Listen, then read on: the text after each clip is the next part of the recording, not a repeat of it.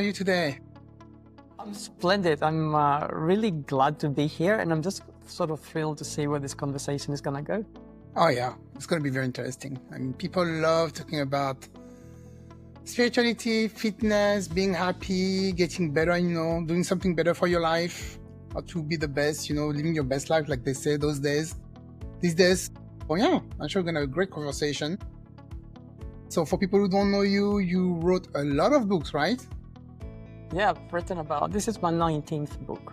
19th? Okay, I wasn't Yes. even, because I look at your library and okay, I didn't even realize 19th, all right. And so the one we're going to talk today is, or at least we're going to reference, is Built to Last.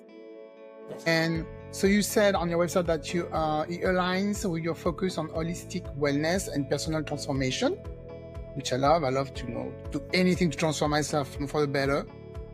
And so you have a background in neuroscience and martial arts. So that's good.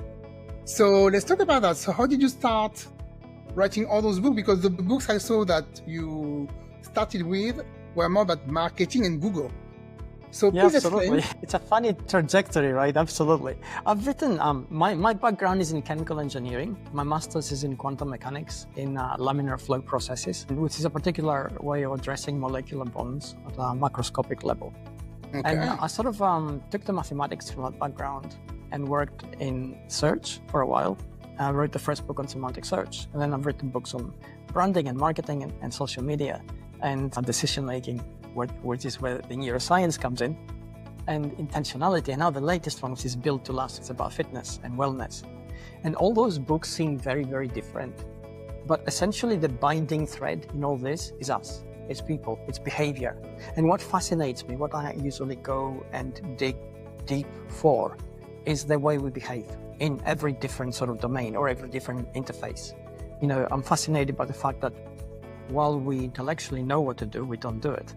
While intellectually we know what we should be doing, we do the opposite. And I sort of ask myself, ask those questions. Why does this happen? And then I sort of go digging for answers. And that's where all these different books cover different subjects, but essentially it's human behavior in those different domains. And fitness is no different. Okay, yeah. I mean, when you said about that, I looked one of your videos on your website, and there was this lady saying, how to just start working out every day. Just don't think about it. Just don't say, okay, should I do it, or I do have time to. Just go and do it. It's part of your routine, and don't tell yourself you have to do it. Just like you are, like you get to do it. You're happy. You're very lucky that you can exercise actually, because a lot of people cannot, right? And that will be part of your lifestyle. So yeah, I think sometimes we know what we're supposed to do, and we do the opposite. So what's going on up there? Why are we doing this? Well, what an excellent question to start with. We are very ancient beings inside our head, and we live in a very modern world. And the world we came from 10,000 years ago was a world that was adversarial to us. We had to live a life where every day we would have to walk long distances, we'd have to run for some part of the day, we'd have to dig for our food, we'd have to climb trees, lift rocks, cut branches, cut up a way through a forest. And that was life. All the things which we consider exercise today, that energetic expenditure, was our everyday life. And when we didn't have to do those things, what did we do? Zero, absolutely nothing. Because we are hardwired to conserve energy, which is how we survive in that environment. That mechanism is still active today. You and I, spend most of the day looking at the screen. The refrigerator is about 15 steps away with about 10,000 calories in it. True. And we don't think when it comes to, working out, we still are reticent to do it. There's this voice in our head that says, you had a hard day, it's tiring, maybe you should put it off, do it tomorrow, start next week. Whatever excuse we'll come up with, it sounds very plausible, sounds very logical, because our brain is really good at giving those excuses. But they're just that, they're excuses. And the voice that tells us, don't do it, that reticence we feel, is that ancient mechanism trying to help us survive in that environment in which we don't exist anymore. And it doesn't know it. And we tend to listen to it because we're programmed to listen to it. People who didn't in that past didn't make it, didn't pass on their genes. So we all have that mechanism in our head and we listen to it. So that's why we don't exercise. Okay. And so when you wrote Build to Last, what made you, because you wrote other book before, I was reading on Intentional. That's another book. Intentional, that's right. Yeah, right? Which is about living the life we want to live. It's it's tangential, but also related, because intentional is how we end up living the life we want to live. Okay. Which, again, very few people actually achieve that, but all of us want to achieve it. So, it sort of follows the same kind of internal logic, if you like, and I sort of peel back a lot of layers to understand why we don't and what we should be doing. Okay. And so in Build to Last, you take the same like things from Intentional and you add more like fitness advice in there for people to better? I'm very glad you asked that now. Now, this is not your average book on fitness. There are about 200,000 books out there on fitness, and they all tell you to do something, and I tell you to do nothing. What I help you do, it's not prescriptive at all. It's not prescriptive by design. We are all different. We have different physical needs. We have different psychological needs. We carry a different past, each of us, different experiences, different memories, different knowledge, different traumas, all those things which make us unique. So if I was to be prescriptive and you were to accept my prescription, sure enough, you would do it for a while, and then you would find really good reasons not to do it and you would drop it. And this is exactly what happens. We pick up some kind of exercise fad and we drop it. We pick up a diet, we drop it. Every year, January, gyms are full. By the middle of February, they're half full. By the middle of March, only 30% of the people who started are still there. And by the end of April, it's about 15% of them. So 85% of the people drop off. And it's not for lack of motivation, it's not for lack of willpower, it's not for lack of knowledge, it's not for lack of understanding or even the means to do all these things, because clearly every year we spend about $1 trillion on fitness globally. So the reason we don't do those things is because of that. We listen to the voice in our head, we feel it's a stressor, we don't understand why we feel that way, we can't fight it against we fight against our own nature. And then as life becomes complicated, this precious pile up, we drop it and we stop. And then we don't do what's good for us. And there are ways to address that, which is what the book actually helps you do. It helps you understand your own operating system, and then it actually helps you find the answers for yourself. And those answers always have to come from within, inside us. If we don't understand ourselves, what fitness means for us, it has to be a personal meaning. It can't be, the kind of ready-made image we get from films or popular culture or the fitness industry. That's coming from the external world. We kind of like it, but it doesn't mean a lot to us. It has to be a personal meaning. What do you want fitness to be for you? Do you want to get up in the morning and feel great? Do you want to feel as you age that your body is your own? Do you want to run around with your grandkids and feel amazing while you do it? Do you want to progress in life and not have serious illness, sort of curtail your sense of freedom, your sense of fun, your sense of joy in the world? The synthesis of all those things is unique to each person. And the book helps you identify that. And the moment we identify that, then we have that emotional connection to the future we're trying to achieve through exercise. And this is what happens in our head then. When we understand, when we make that emotional connection, our brain recalibrates the cost of the stressor, which is exercise, against the benefit of the outcome, which is personal to us. And because we understand it and want it emotionally, then it has meaning for us. And because it has meaning, we prioritize it. And then we become really good at sticking to our exercise routine, whatever that routine is. It has to be something which we can actually do, which is easy, doesn't kill us, doesn't every time, become so difficult that we can't function, and allows us to feel great in our body. So that's what the book actually does. From chapter to chapter, we learn different things. And then there are tools included in terms of how you should address some of the things which you feel, how you should go approach some of the difficulties which you have, so you can actually find solutions for yourself.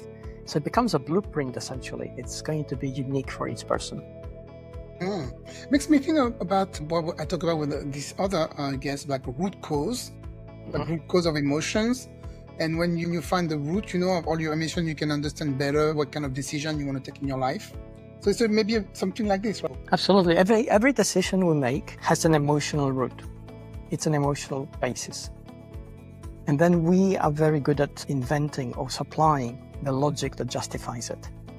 So we have to be very good at understanding those root causes. And the difficult thing for all of us is to look inside ourselves. That's really hard because we have to face sometimes things we don't like. We have to deal with things which are painful, emotionally painful for us. And that's really difficult. We tend to shy away from those things. But if we do it, then the benefit is we become stronger inside.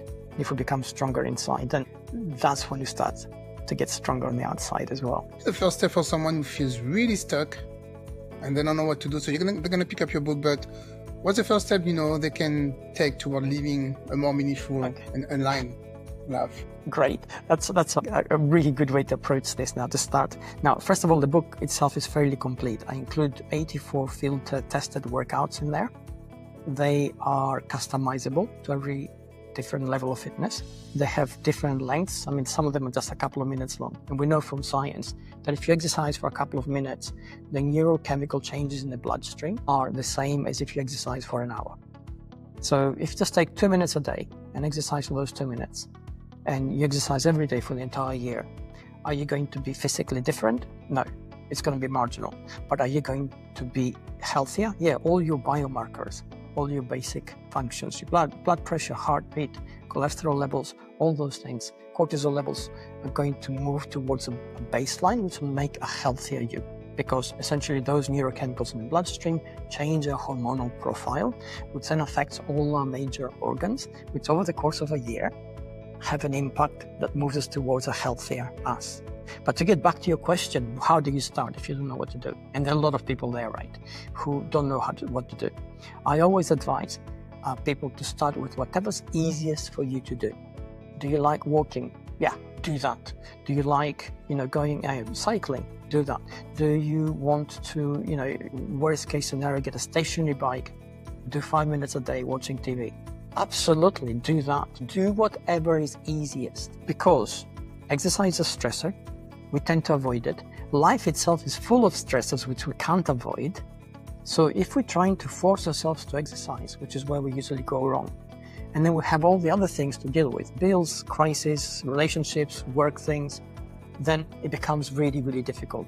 And then we tend to sacrifice the one thing which we feel we can do without for now, which is exercise. And really we shouldn't, because that's the basis that gives us the internal and external strength to deal with everything else. So I always say, do whatever is easiest, do it for however long you can. So if you can give it 5 minutes a day, fantastic, I'll take that. If you can give it 2 minutes a day, it's no problem. If you can exercise for half an hour every day, that'd be brilliant. So that's how you start. When you mean exercise, you mean something very like strength? Because I like to do yoga, but some people say yoga is just stretching. It's not really exercising. So if you only do yoga, do you exercise? Absolutely. Any kind of movement of the body. Movement. Exercises the body. And certainly yoga, it depends what kind of yoga you do. And yoga has such a big, broad spectrum. I've got a friend of mine who actually is a yogi, and he teaches Ashtanga yoga. It is incredibly difficult. Yeah. It takes tremendous strength. So, it just depends what you want to do. Certainly, within exercise, as we develop, we have different needs. And we can't keep doing the same thing all the time, because our body adapts, and then it doesn't actually help us. So the body is an amazing adaptive machine. It will adapt to whatever external pressure you give it, which is how exercise helps us become better. But let's say you do something relatively hard. Let's say you go for 5 kilometers a day, every day of the week, every week of the year. So in the beginning, this is very positive. It helps you, it gets you tired, gets you hot and everything. We do this for a year. By the end of the year, that run doesn't give you as many good things as it did when you started. You need to do something else. You need to change. Why? Because your body now has adapted. You're not burning a lot of energy. You're not making a lot of adaptations. It's not pushing you hard enough. It doesn't mean that it's not good for you. But if you want to have a sort of cost-benefit kind of analysis, where you're going to invest your time, you're going to say, I'm going to run for half an hour, or I'm going to invest 30 or 40 minutes of my time, and I want to get a maximum amount of benefit for that, then you need to have some kind of variation. So maybe if you want to exercise 5 days a week, can you do something different every day? That would be good, like for the whole year. You do something like every day, you do something different. Yeah, if you can do that, that's brilliant. And again, I mean, we talk about exercise today, but to go back to my initial example, the exercise we do today is a substitute for the lifestyle of the past, which we no longer have. And in that past, because we know this there are a few tribes across the world that still are hunter-gatherer tribes, and they're isolated from civilization. And anthropologists sometimes spend 3 to 6 months embedded in those tribes. So and that's the closest thing we have to the Paleolithic age, where we see how they lived in the Stone Age. So we know from those reports from those anthropologists that those tribes people have a very varied day. No day is exactly the same. They're doing different things. Some days they're carrying water and it's heavy. Other days they're digging for roots and different kind of activity. Sometimes they have to travel long distances to somewhere else. So it's a kind of aerobic exercise that they're getting that day. So it's not the same thing day after day. They don't do that, and we shouldn't either. Do you know, I mean, could you explain why people just self-sabotage themselves? They have they're trying to align this, but they have this misalignment between, what the world we're living, and there's, of course, the other circumstances in your life, and it can lead to confusion or self-sabotage. I don't know how to explain this sometimes, because sometimes we know what to do, right? And we're like, no, I'm not going to do it. Yeah, no, you explained it beautifully. Okay, let's unpack it, right? Because you said self-sabotage and it sounds, okay. I mean, we know it happens. That's why we have a term for it. We can understand why it happens. And this is why it happens. There is a confluence of 3 different kinds of mechanisms, at least 3, okay? So let's look at the first one. The first one is a negative voice in our head, where every time we're going to face a stressor, that voice essentially tries to hold us back. In the particular case, when we said exercise, it tells us not to do it. But it's the same thing. If I ask you tomorrow, at short notice, can you give a speech in front of, 50 people?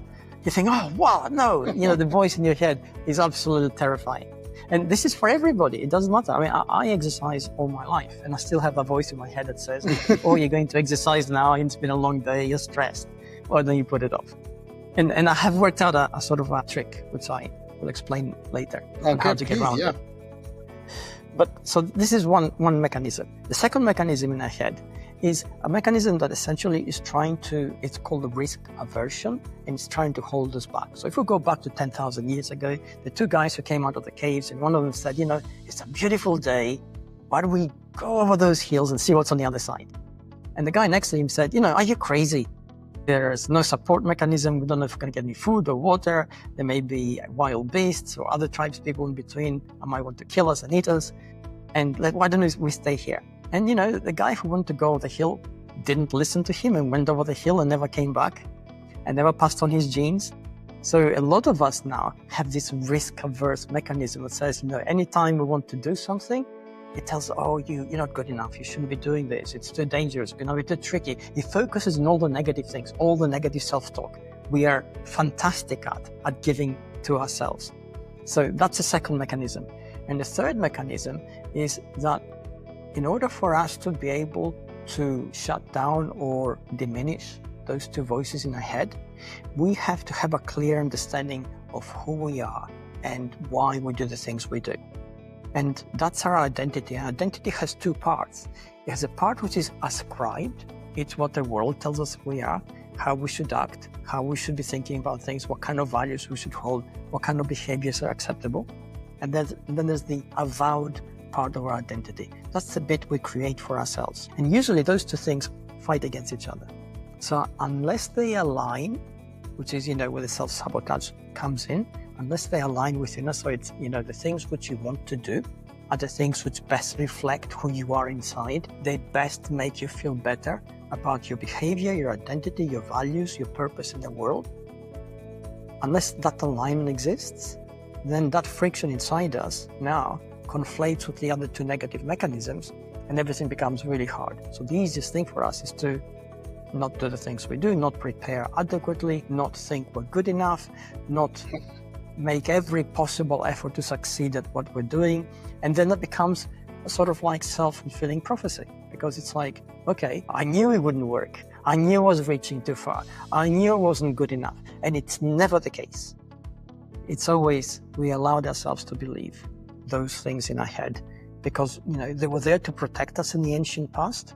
We live in a world full of potential, full of information, full of opportunities, full of things which can help us grow and become better than we are. And we need to believe that we can do those things and take advantage of them. And to get back to my trick and how I exercise, I make a deal with myself. I say to myself, okay, if I don't feel like exercising, I'm going to, and I have a home gym now since the pandemic. So I tell myself, okay, I'm going to go, I'm going to go there and I'm going to work out for 10 minutes. And if on the clock, if at the end of those 10 minutes, I haven't changed my mood, that's it. I'm going to stop, grab a shower, go to bed. And what happens usually within the 8 to 10 minute window is that my body temperature rises, my heartbeat beats a little bit faster, neurochemicals in my bloodstream change.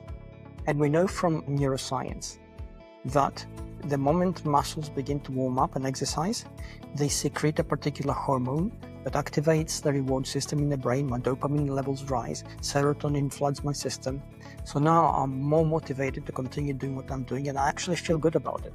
And serotonin essentially makes me feel good, but the most important thing is it actually dampens down the sense of stress that comes from the exercise. So I don't notice it so much. And I tend to do it, and it works every time. So you trick yourself knowing that you're tricking yourself, and it works. Yeah, every time. And not only that, but I share this with all my friends. So now they all do the same thing. They go, when we start training for 10 minutes, we are willing to just stop on the 10-minute mark. And it never happens. They end up training for an hour. So it actually works. 10 minutes can go fast, right? Personally, it's very, very quick. The two exercises I keep doing because it gives me pleasure right away, yoga and biking. That really give me, I think I need to do something for a long time and kind of hard, or I will just give up. I mean, I don't really like to go to the gym anymore because if I go to the gym, I need somebody behind me yelling, do this, I need a personal trainer, a coach. Because I'm not gonna go like the further I can go with all the weight and stuff like that. I need a personal trainer, and I don't have one. So that's why I just continue to do just biking and yoga. That's the only thing. And walking. Walking is good also. Brilliant. For me. Yeah, you see, you've worked out for yourself the strategy that helps keep your body healthy and your mind also healthy because they're connected. And that's brilliant. That's exactly what we should all be doing. You start working out for yourself. What is it that's going to work for me?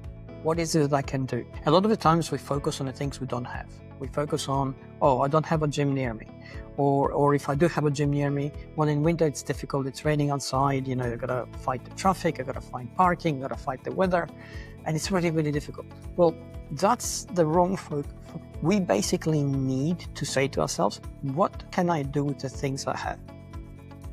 And that's what you've done. You created a nice routine for yourself that actually works every time. And I think that's something we can all learn from. Yeah.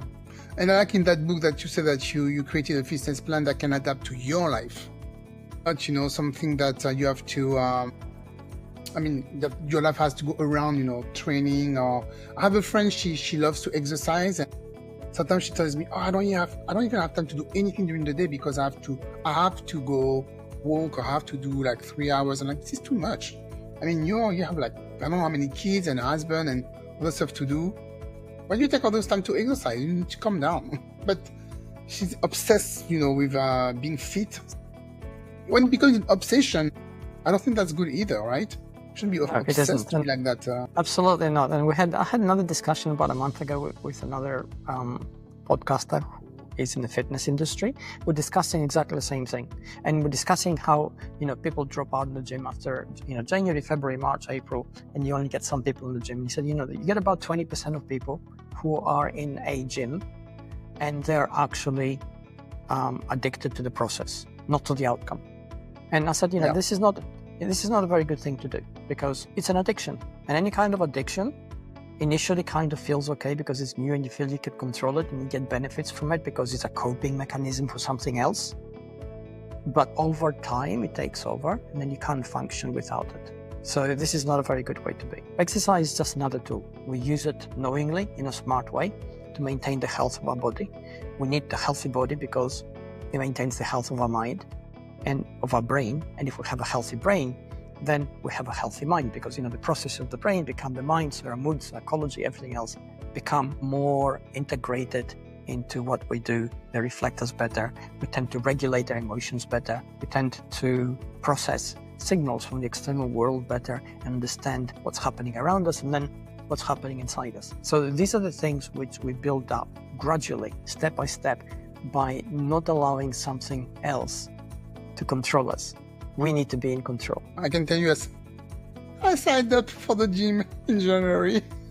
Not signed up. I took like 3 days, like 3 days for free, never went. At least, well, I'm honest for myself. I'm like, I'm not going to go. And now they keep sending me all those emails. I'm like, oh my God, I'm not going to go. Statistics, it's perfectly fine, because, that kind of, it reflects exactly what we know from the statistics.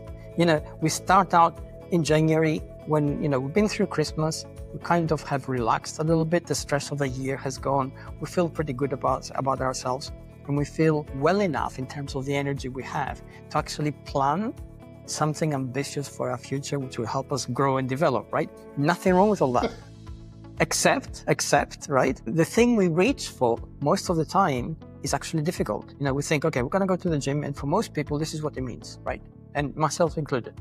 You have to get home from work, put your gym bag together if it's not there, get into the car, negotiate the traffic, never mind what the weather is doing outside, get to the other end, find parking spot, never easy, go to the gym, get undressed, get dressed in your gym, and then you have to exercise, right? I'm already tired. Well, exactly. Just listing all these things, right, is exhausting. Yes. So I totally get it. Yeah. So you can see how we set ourselves up for failure in that way. And this is the self-sabotage, right? Exactly. This is where you basically don't give yourself every opportunity to succeed. That's what self-sabotaging is.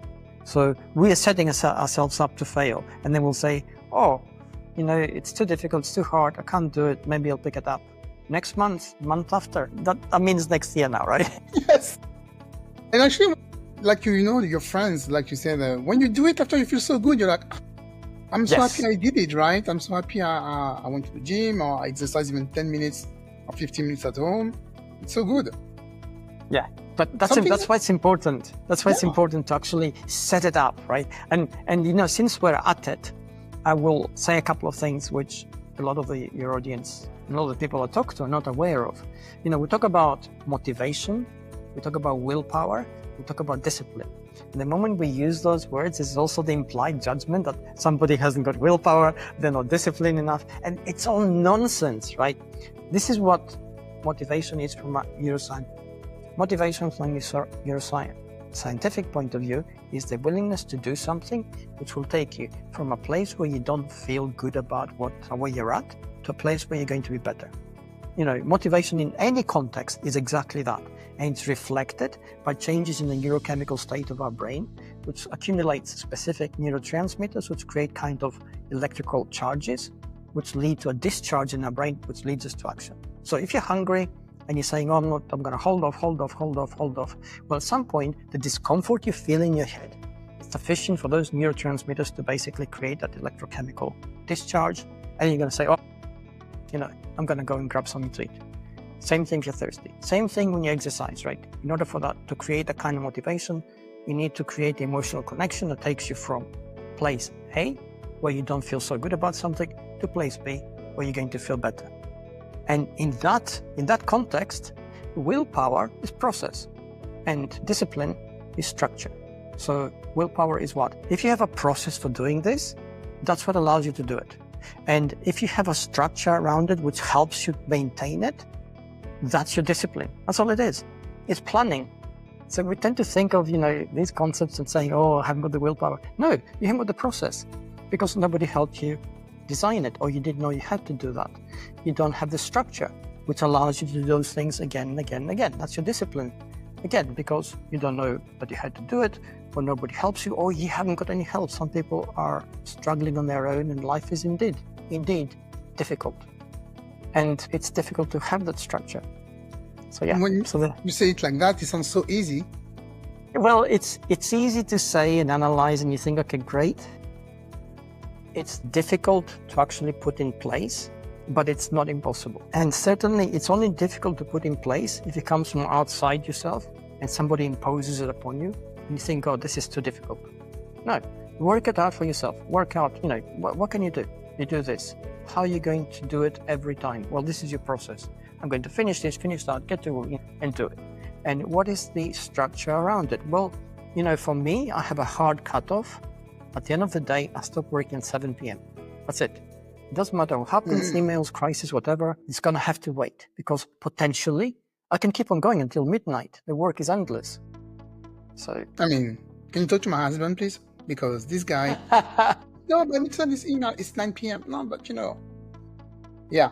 Well, it's an easy trap to fall into. Yeah. I'm one of the worst offenders from the past. Every solution I have come up with is because I made those mistakes and I learned from them. I thought, okay, this has to go. And certainly since the pandemic, I used to travel a lot around the world talking to C-suite leaders from Fortune 500 companies. And it was a chaotic life. I had to sort of work things. For me, because training is important, I had to work out things I can do on the road. But certainly I was not sleeping enough because, something has to give. So I was getting between 4 and 5 hours sleep every day, which is nowhere near enough. And my nutrition was not on point. Although, outside, externally, I looked fit and healthy. Inside, I was not. My anxiety levels were pretty high. My stress levels were pretty high. So I had to rework a lot of things to sort of reevaluate how I was going to do them. And that's when I started creating these rules. So I said, 7 p.m., that's it. Anything coming after that, it'll have to wait. Even 7 p.m. is kind of late. So yeah, it's a good rule.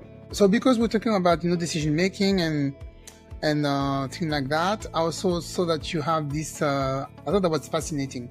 That book about snipers, the sniper mind. That's right, yes. The sniper mind, absolutely. Everybody talks about that one. My God. So we can apply that to all poor civilians' life? We definitely can, definitely. Yeah, so you think that there's some mental trait that sets snipers apart, of course, not the elite, and that we civilians, we can apply this in our daily lives?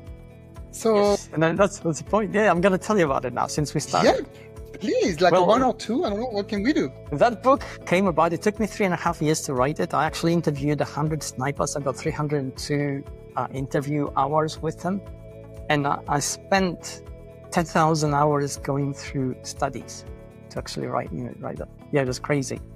So snipers and not just snipers, but any kind of elite combat have to work within very, very strict boundaries, which define their role of operation and still have to get the outcome they want. But snipers in particular, and the reason I chose snipers is because at the time we had just invented, it was 2015, 2016, all these new studies came out.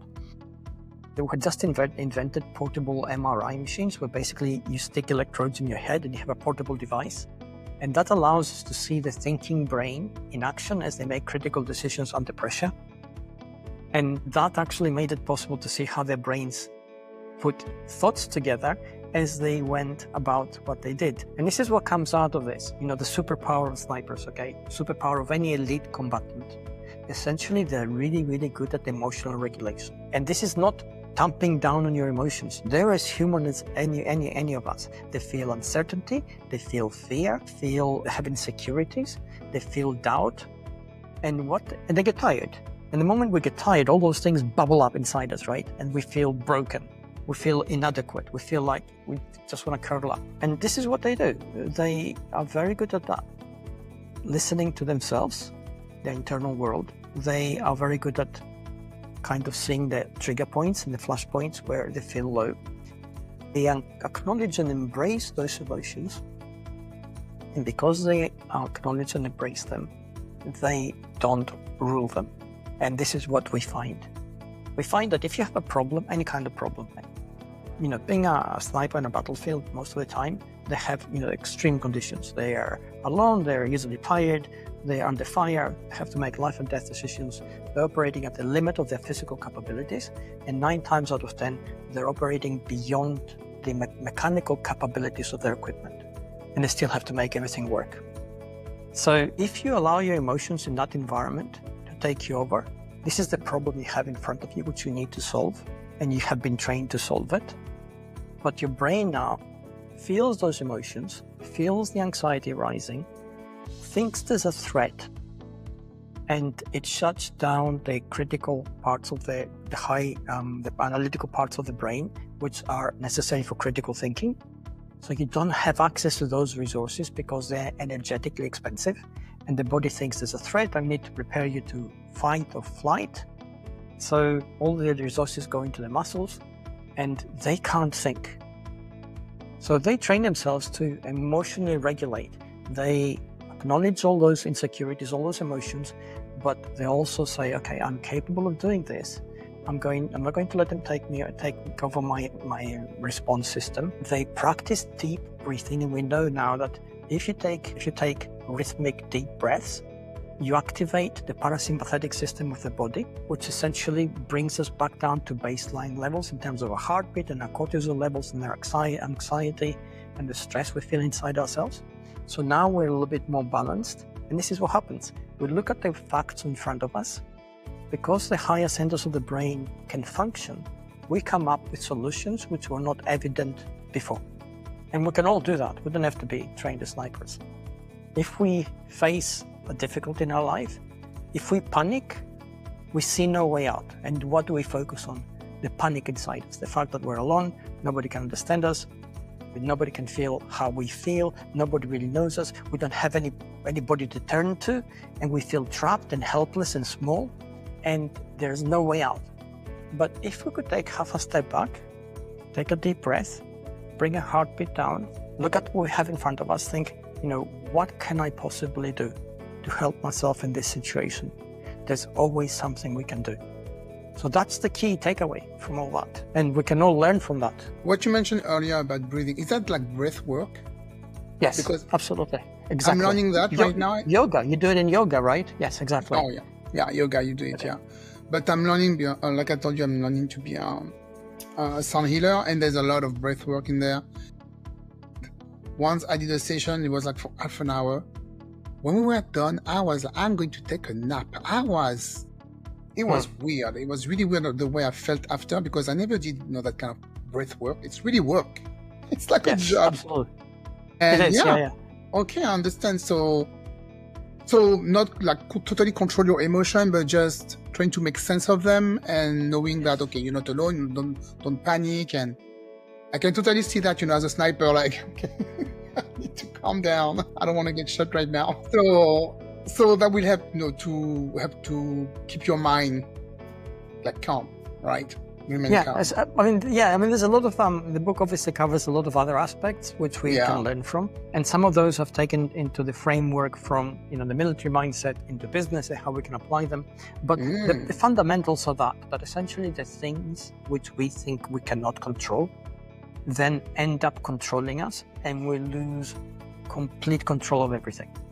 But if we regain control of ourselves by bringing down our physiological responses to stress, then our brain is really, really smart. And then it is usually capable of drawing on the resources we have, our memories, our experience, our knowledge, to actually help us formulate some kind of plan that will help us out of whatever situation we're in. So that can help, improve your decision making. So like you said, in business, like let's take business. Exactly. And at the end of the day, a lot of people tend to be reactive instead of active, which means that instead, they allow the panic inside them to rise, so they don't control anything, so they just react or overreact to things. And that has a whole lot of other problems. Whereas if we are calmer, then we make better decisions. And ultimately, a life well lived, a life which becomes successful, is that it's a succession of small, good decisions made one after the other, which take you to where you want to go. My goal in life to be more calm and make better decisions, because I notice people around me are like my husband. Like, I'm crazy, he's very calm. So we really complete each other good. And I notice, people who take like very quiet decision or take their time, the outcome is so much better than reacting right away. That's always good. So we can talk about that for hours, but I think I'm out of time. So do you want to add anything else? Maybe I didn't ask about your new book or more advice you can give to people? Thank you. Okay, I'm going to add 2 things. The first one is for everybody listening and watching this, life is hard anyway. It's hard regardless, and it's hard for everybody. And getting fit, getting healthy is also hard, also difficult. It's a stressor. So everything which you can do to make that aspect easier is going to give you a better chance in life, because you're starting out from a better base. You're fitter, you're healthier, you're smarter, because you have all these resources, you're more capable. So whatever problem you're facing is going to become a little bit easier to solve. So keep that in mind. For those of you looking for Built to Last, it's on Amazon, it's on pretty much every online bookshop. You can order it from bookshop.org and get it into your local bookshop in your community. If you do that, it helps support local bookshops. I'm very, very into that. So, think about it, because you're helping your community. And if you want to find me, I'm at davidamerland.com. And if you Google me, all my socials come up. Do you do like a personal appointment? No, are you a speaker? You just go and you do.